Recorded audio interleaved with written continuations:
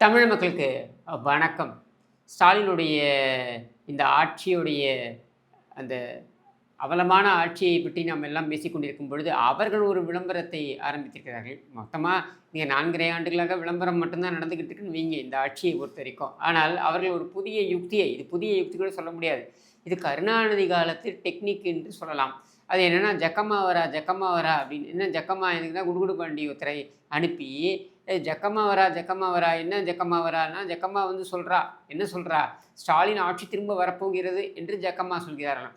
ஜக்கம்மா அந்த அளவுக்கா ஒரு மனிதாபிமானம் இல்லாமல் இருப்பாள்? நம்மை எல்லாம் காக்கின்ற தேவியாக இருக்கக்கூடிய நமது அம்மா ஜக்கம்மா, அவர் வந்து இந்த கேடுகெட்ட ஸ்டாலினுடைய ஆட்சி தொடர வேண்டும் என்று சொல்கிறாள் என்று ஒரு குடுகுடுப்பைக்காரரை வைத்து இவர்கள் பேச வைக்கிறார்கள். அப்படின்னா இவர்களுடைய பகுத்தறிவு எந்த லட்சணத்தில் இருக்குது அப்படின்றத நீங்கள் அதிலிருந்தே புரிந்து கொள்ளலாம். தமிழ்நாட்டில் முதலமைச்சரா மீண்டும் மு க ஸ்டாலின் தான் வர முடியும். ஜக்கமா சொல்றா. இந்த பகுத்தறிவு இதோடு நிற்காது. அடுத்து இவங்க என்னெல்லாம் பண்ணுவாங்கன்றதை புரிஞ்சுக்கோங்க. அதாவது இவங்களை ஒரு 4 பேர் ஃப்ரெஷ்ஷாக பூனல், அந்த பூனல் பார்த்தீங்கன்னாக்கா ரொம்ப ஃப்ரெஷ்ஷாக இருக்கும், வெள்ளை வெள்ளையில்னு இருக்கும். அந்த பூனலை மாட்டி அந்த ஐயர்களை அனுப்புவாங்க. என்னென்னா ஒரு 4 5 காய்கறி கடைகள் இந்த மாதிரியான இடங்களுக்கு சென்று அவங்க வந்து திமுக மாதிரி ஒரு ஆட்சி இருக்க முடியுமா? கருணாநிதி எவ்வளோ பெரிய மனிதர், ஸ்டாலின் எவ்வளோ பெரிய மனிதர், உதவாநிதி மாதிரி ஒருத்தன் இருக்க முடியுமா? இப்படியெல்லாம் பேச வைப்பதற்காக ஒரு 4 ஐயர்களை செட்டப் செய்வார்கள். இந்த ஜூனியர் ஆர்டிஸ்ட் ஐயர்கள் என்ன செய்வார்கள் என்றால், அவர்கள் சென்று இந்த விநியோகம் செய்து அதுக்கப்புறம் ஒரு பேட்டியும் கொடுப்பார்கள். இது எதற்காக என்றால், பிராமணர்கள் எல்லோரும் வந்து இவர்களுக்கு ஆதரவு தெரிவிக்கிறார்கள், அவர்களுடைய அங்கீகாரம் இவர்களுக்கு தேவை அப்படின்ட்டு. உங்களுடைய கூற்றுப்படியே பிராமணர்கள் 3% தானே. நாங்கள் ஒழிக்கப்பட வேண்டியவர்கள், அழிக்கப்பட வேண்டியவர்கள், நாங்கள் உதாசீனப்படுத்தப்பட வேண்டியவர்கள், அவா இவா என்றெல்லாம் உங்களால் பேச முடியும். 4 1/2 ஆண்டு ஆட்சி காலத்தில் பேச முடியும். ஆனால் ஆட்சி முடியும் தருவாயில் இருக்கும் பொழுது, தேர்தலை எதிர்கொள்ளும் தருவாயில் இருக்கும் பொழுது நாங்கள் நினைவுக்கு வந்து விடுவோம். எங்களுடைய அங்கீகாரம் தேவை. எதுக்கு இந்த அங்கீகாரத்துக்கு அலையிற? நாங்கள் எதற்காக உங்களுக்கு அங்கீகாரம் கொடுக்க வேண்டும்? நீ கேட்ட ஒவ்வொரு கேள்வி என்ன செருப்பால அடிச்ச மாதிரி இருக்கடா. மாதிரி இல்ல, உண்மையிலே செருப்பால தான் அடிச்ச. நாங்கள் எப்படியோ அப்படித்தான் நீயும். அப்படி இருக்கும் பொழுது எங்களுடைய அங்கீகாரத்தை பெற்றுவிட்டால் அது என்ன சிறப்பு அங்கீகாரமா? நீ அங்கீகாரம் பெற வேண்டியது யாரிடம் இருந்து? இன்றைக்கு என்னுடைய குப்பை, உன்னுடைய குப்பை, என்னுடைய கழிவு, உன்னுடைய கழிவு, இது அத்தனையும் அப்புறப்படுத்துகின்ற அந்த மகத்தான சேவையை செய்கின்ற துப்புரவு பணியாளர்கள், அவர்களுடைய அங்கீகாரத்தை பெற்றாயா நீ? இந்த சமுதாயத்திற்கே வாழ்க்கை பாடத்தை எடுக்கக்கூடிய, இந்த சமுதாயத்தின் அடுத்த தலைமுறைகளை உருவாக்கக்கூடிய இடத்தில் இருக்கக்கூடிய ஆசிரியர்கள், அவர்களுடைய அங்கீகாரத்தை பெற்றாயா நீ? சரி, போக்குவரத்து தொழிலாளர்கள், தினமும் ஒரு இடத்துல இருந்து இன்னொரு இடத்துக்கு நம்மை கொண்டு போய் சேர்க்கக்கூடிய அந்த சாரதிகளாக இருக்கக்கூடிய அந்த போக்குவரத்து தொழிலாளர்கள், அவர்களுடைய அங்கீகாரத்தை பெற்றாயா நீ? இவர்களுடைய அங்கீகாரம்லாம் தேவையில்லை. இவருக்கு தேவை என்னன்னா, இங்கே 4 பிராமணர்களுடைய அங்கீகாரத்தை பெற்றுக்கொண்டு, நாங்கள் பாருங்கள் ஒரு மிகச்சிறப்பான ஆட்சியை இங்கே கொடுத்திருக்கிறோம், அவர்கள் எங்களை பாராட்டுகிறார்கள் அப்படின்னு காமிச்சிக்கிறது கேவலமாக இல்லை, வெக்கமாக இல்லை? உங்கள் ஆட்சியை சாமானியர்கள் அத்தனை பேரும் காரி துப்பி கொண்டிருக்கிறார்கள் என்பதுதான் சத்தியமான உண்மை. அப்புறம் எதுக்கு இந்த ஜக்கமா? இதில் ஒரு சென்டிமெண்ட்டும் இருக்குது. அதாவது என்னென்னா, தெருவாக சென்று ஜக்கமாவே சொல்லிவிட்டார் என்று சொன்னால், அது அப்படியே பதிவதோடு அல்லாமல் அது உண்மையாகவும் மாறும் என்று ஏதோ ஒரு யோசனைக்காரன் சொல்லியிருக்கான். அதன் அடிப்படையில் இதை இறக்கி விட வேண்டியது. பாமர மக்களை எல்லாம் எப்படி என்னென்னு நினச்சிருக்காங்க பாருங்க. ஒரு குடுகுடுப்பக்காரன் வந்து ஜக்கமாக சொல்லிட்டான்னு சொன்னால் நம்ம எல்லாம் நம்பிடுவோமா? அந்த அளவுக்கு நம்மை கேவலமாக நினைத்திருக்கிறார்கள் அப்படின்றதான் இதிலிருந்து நமக்கு புலப்படுகிறது. இதில் நீங்கள் ஒன்று புரிஞ்சுக்கணும். என்னென்னா, இந்த திருநெல்வேலி மாவட்டத்தில் நடந்த இந்த நிகழ்ச்சியை பாருங்கள், இந்த வீடியோவை பாருங்கள், இந்த காணொலியை பார்க்கணும். நீங்கள் பார்த்தா தான் உங்களுக்கு புரியும். ஏற்கனவே நான் பதிவு பண்ணியிருக்கேன், இப்போ திருப்பி பதிவு பண்ணுறேன். இது ஒரு 4 5 நாட்களுக்கு முன்னர் நடந்த சம்பவம். என்னென்னா, திருநெல்வேலியில் அரசு விழாவில் வேத மந்திரங்கள் ஓத அமைச்சர் நம்ம கே நேரு அவர், அதுக்கப்புறம் அவங்க புடைய சூழ இருக்கக்கூடிய மற்ற அதிகாரிகள், அது மட்டும் இல்லாமல் அங்கே இருக்கக்கூடிய எம்எல்ஏக்கள், இவங்க எல்லாரும் இருக்க இந்த நிகழ்ச்சி நடைபெறுகிறது. ஒரு அரசு விழாவில் ஒரு குறிப்பிட்ட மதம் சார்ந்த ஒரு நிகழ்வு என்பது நடக்கலாமா அப்படின்றது கேள்வி. ஆனால் அதை நடத்தி இருக்கிறார்கள். இவர்கள்தான் பகுத்தறிவு என்று பேசுகிறார்கள், இவர்கள்தான் நீ வேறா மண்ணுடா என்று பேசுகிறார்கள். அதெல்லாம் இருக்கின்ற அந்த சூழலிலேயே இதுதான் இவர்களுடைய நிலை. அப்புறம் எதுக்குடா வந்து வேஷம் போட்டு அலைகிறீங்க, ஊரை ஏமாத்துறீங்க? இந்த ஊரை ஏமாற்றி விட்டு இந்த பரிகாரத்தை செய்து விடலாம் அப்படின்ற ஒரு எண்ண ஓட்டம் இருக்கு இல்லையா? இந்த பரிகாரம் அப்படின்றதே ஒரு தவறான ஒரு சொல்லாடலுங்க என்னை பொறுத்த வரைக்கும். நீ என்ன அயோக்கியத்தனம் வேணாலும் செய்யலாம். இந்த அயோக்கியத்தனத்தையெல்லாம் செய்துவிட்டு நீ செய்ய வேண்டியதெல்லாம் ஒன்று மட்டும்தான். என்னன்னா, பரிகாரத்தை செய்துவிட்டால் இதெல்லாம் போய்விடும். அப்படின்ற ஒரு எண்ண ஓட்டம் இருக்கு பாருங்க.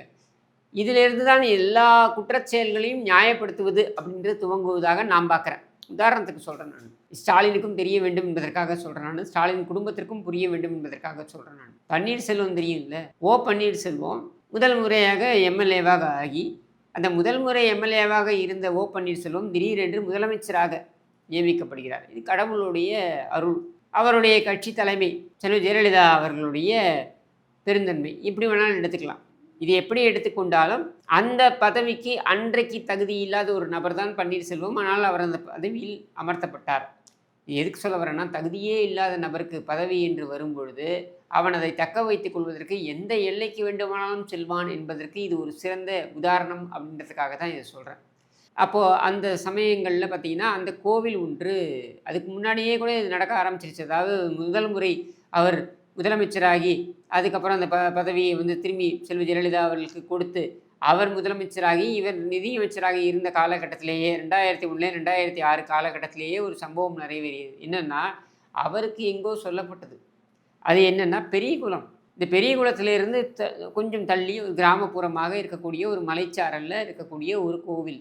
அது கோவில்னு கூட சொல்ல முடியாது, அது ஒரு ஸ்தலம். கீழே வந்து இந்த மலை அடிவாரத்தில் ஒரு புடைப்பு சிற்பம், பிள்ளையாருடைய புடைப்பு சிற்பம் இருக்குது. மேலே பார்த்திங்கனாக்க சிவலிங்கம் ஒன்று பிரதிஷ்டை செய்யப்பட்டிருக்கு. கீழே இருக்கக்கூடிய அந்த புடைப்பு சிற்பம் என்ன அப்படின்னு பார்த்தீங்கன்னா, அது 12ஆம் 13ஆம் நூற்றாண்டு அப்படின்னு சொல்லப்படுகிறது. ஆனால் அதை கணக்கிட்டு பார்க்கும்பொழுது பார்த்திங்கன்னா, இந்த ஸ்தலத்தில் 2000 ஆண்டுகளாக அங்கே வழிபாடு நடந்திருக்கிறது அப்படின்றத நம்மால் புரிந்து கொள்ள முடிகிறது. இது ஒரு சித்தர் வழிபட்டு கொண்டிருந்தார் அப்படின்றது நம்மால் புரிந்து கொள்ள முடிகிறது. ஒரு சித்தர் வழிபட்டு கொண்டிருக்கும் பொழுது எப்படி பழனியில் ஒரு சித்தர் வழிபட்டு கொண்டிருந்தாரோ அந்த மாதிரி இங்கே ஒரு சித்தர் வழிபட்டு கொண்டிருந்த பொழுது அந்த சித்தர் அந்த சிவலிங்கத்தை ஆகாசலிங்கமாக வழிபட்டு கொண்டிருந்தார். அதுக்கு மேலே கூரையே கிடையாது. அதை அப்படியே வழிபட்டு கொண்டிருந்தார் அப்படின்றத நம்மளால் பார்க்க முடிகிறது. அங்கே வந்து பொதுமக்கள் அதிகமாக போக மாட்டாங்க. அப்படி செல்லக்கூடிய மனிதர்கள் பார்த்திங்கன்னா, நம்ம பாலாவுடைய படங்களில் காமிப்பாங்கல்ல, இந்த சிவபானம் அப்படின்னு சொல்லிட்டு இந்த கஞ்சா அடிக்கக்கூடிய நபர்கள் இவைகள்லாம் கூடக்கூடிய ஒரு இடமா இருந்த காரணத்தினால பொதுமக்கள் பொதுஜனம் அதிகமாக அங்கே போக மாட்டாங்க. அங்கே 10 நாட்களுக்கு ஒரு முறை யாராவது போனாங்கன்னா வழிபாடு அப்படின்னு போனாங்கன்னா உண்டு. இப்படி தான் இருந்தது. ஆனால் அங்கே வந்து ஒரு இளைஞன் பூசாரி என்று சொல்லப்படுகிறது. அவன் பூசாரி கிடையாது. ஆனால் பக்தி மார்க்கத்துக்கு பூசாரி என்பதெல்லாம் தேவை கிடையாது. ஆனால் அவன் ஒரு தலித் இளைஞன். அவன் பார்த்திங்கன்னா வந்து காலையில் எழுந்து அங்கே போயிடுவான். மலைக்கு மேலே போய் அந்த லிங்கத்திற்கு என்னென்ன செய்ய வேண்டுமோ அந்த அந்த பூஜைகள்லாம் செய்து அங்கேயே அது பக்கத்திலேயே அமர்ந்திருப்பான். இதையே அவனுடைய வாழ்நாள் குறிக்கோளாக கொண்டு அவன் செயல்பட்டு கொண்டிருந்தான். அப்போ இவருக்கு என்னென்னா, ஏதோ ஒரு தருணத்தில் இவர் அந்த கீழே இருக்கக்கூடிய அந்த விநாயகருடைய அந்த இடத்திற்கு போயிருக்காரு. இவர் பார்த்துருக்காரு. அதுக்கப்புறம் மேலே அந்த லிங்கத்தை தரிசனம் செய்திருக்கிறார் யார், பன்னீர்செல்வம். அதற்கு பிறகு தான் இவருக்கு அந்த அருள் கிடைத்தது. அதனால்தான் இவர் தகுதியே இல்லை என்றாலும் இவர் முதலமைச்சராக நியமிக்கப்பட்டார் அப்படின்னு இவர் நம்புகிறார். இப்போ கைலாசநாதருடைய அருளின் காரணத்தால் தான் இவர் வருகிறார் என்று இவர் நம்பி இவர் என்ன பண்ணுறார், அடுத்த கட்டம் அதை நாமே கையகப்படுத்த வேண்டும் என்று முடிவெடுத்து அந்த கோவிலை நான் கட்டப்போகிறேன் என்று கிளம்புகிறார். அதாவது அதை மொத்தமாக தன் குடும்பத்தின் கட்டுப்பாட்டில் கொண்டு வந்து ஒரு ட்ரஸ்ட் என்று அமைத்து அதை தன் குடும்பத்தில் கட்டுப்பாட்டில் கொண்டு வர வேண்டும் என்று அவர் முடிவெடுக்கிறார். இதை அந்த தலித் இளைஞன் எதிர்க்கிறான். அவன் எதிர்ப்பு தெரிவிக்கிறான். ஏன்னா அங்கே சித்தர் வழிபட்டு இருக்காரு. அந்த வழிபாட்டு முறையின்படி பார்த்தீங்கன்னாக்கா இந்த மாதிரி மேலே கூரையெல்லாம் போட்டு அதெல்லாம் பண்ணக்கூடாது, இது ஆகாசலிங்கம் அப்படின்ட்டு இவங்க கேட்கலை. இவங்க வந்து நாங்கள் கோவில் கட்டுவோன்னு கட்டி அதுக்கு பார்த்திங்கன்னா ஒரு ட்ரஸ்ட்னு ஒன்று ஏற்படுத்தி அந்த ட்ரஸ்ட்டை தன் குடும்பத்தினரையே வைத்து, முக்கியமாக பன்னீர்செல்வத்துடைய சகோதரர் ராஜா அதில் இருக்கான் ட்ரஸ்ட்டில். இவர்கள் அதை கட்டி அங்கே கிரிவலம் வரைக்கும் இவங்க ஏற்பாடு செய்கிறார்கள்.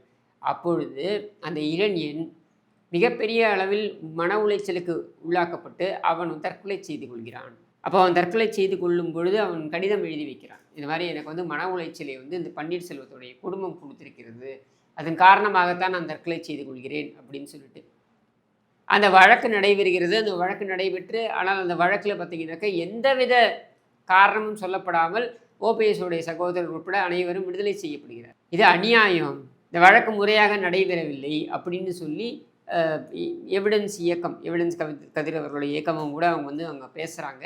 இது வழக்காடு மன்றத்தில் நடந்தது. அதனால் வழக்காடு மன்றத்தில் நடப்பதெல்லாம் இறைவனுடைய மன்றத்தில் ஏற்கக்கூடியதாக இருக்க வேண்டும்னு அவசியம் கிடையாது.